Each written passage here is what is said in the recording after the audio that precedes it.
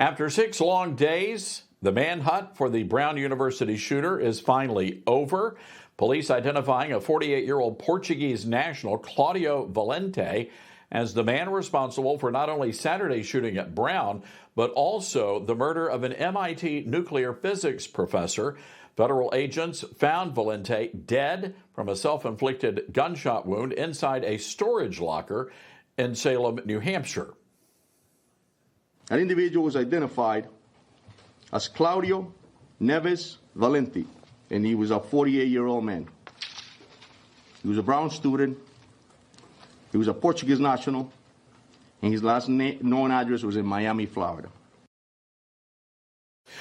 All right, joining me now is Barry Donadio, a national security analyst. Barry, I think Barney Fife could have figured this out before these folks, these yahoos in Providence, Rhode Island. I have never seen such incompetence on an investigation like this. What say you? We got to stop meeting under these circumstances, whether it's one lunatic killing a CEO in New York or lunatics trying to kill the president of the United States. Now we have another one doing this at Brown University. Look, they've got a tough job, okay? You have a madman with a gun that just killed a bunch of people in Brown University, and then now up in Massachusetts, he goes and kills a professor. One can only imagine. I can't get into the mind of a madman, but I suspect this is all over jealousy. If we look at the profile of him and the professor he killed, I think he's just jealous of the other professor, to be honest with you. There is another undertone to this. I'm reading other reports. Somehow there can be some kind of maybe foreign intelligence involved here. I'm completely speculating here, but I have that in the back of my mind. Could he have been manipulated to do this? Could this be somehow an Iranian plot to go after some of our scientists after we've blown up their nuclear facilities? Time will tell, and it's not until the police get into all of the evidence where they're going to really uncover everything that happened and what the true motivation is here. And of course, we did not have a lot of information, and we still don't, about what actually happened in that classroom. We knew day before yesterday, the police said that they had not yet interviewed any of the eyewitnesses to the attack. I'm wondering what sort of questions do we need to be asking about what happened at Brown? I'm surprised to hear that they haven't interviewed any of them. That's shocking to me at this point.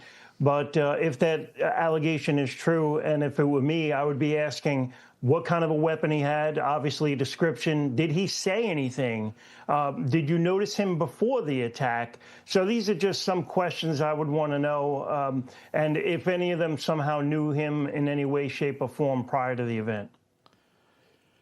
Isn't it interesting, though, the reporting is that the guy who tipped the police off, and I guess they just ignored it initially, happened to be a homeless guy. And I'm wondering if he's going to be eligible for that $50,000 reward, because it was his information that, according to the feds, actually led to finding this guy. Yeah, I've heard that report as well, and he should get it. He's got my vote. I hope he does get it. He deserves it. It's dangerous to come out as a witness, as you can imagine, and he's homeless. He doesn't have anywhere to hide. So, no, I say the government should give him that, whoever's offering a reward. I have heard he is, in fact, entitled to it. I certainly hope he is. He certainly deserves it, and it's going to encourage other people to come forward under the same circumstances if we have this in the future.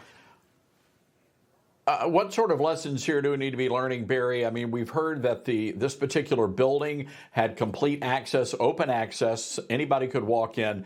Apparently the cameras, even though they have hundreds of cameras on campus, they didn't seem to capture whatever happened inside that building. What do we need to learn here? Well, it sounds like a lawsuit to me, and I hate to say that, but if you're operating a college, a hospital, or any kind of a facility like this where anybody could just walk in without any kind of a key system or a security at the door, I just think you're liable at this point. You're so far behind normal security measures that you're almost negligent. So hospitals, colleges, schools, they all have to have their doors locked. They have to have security in some way, shape, or form.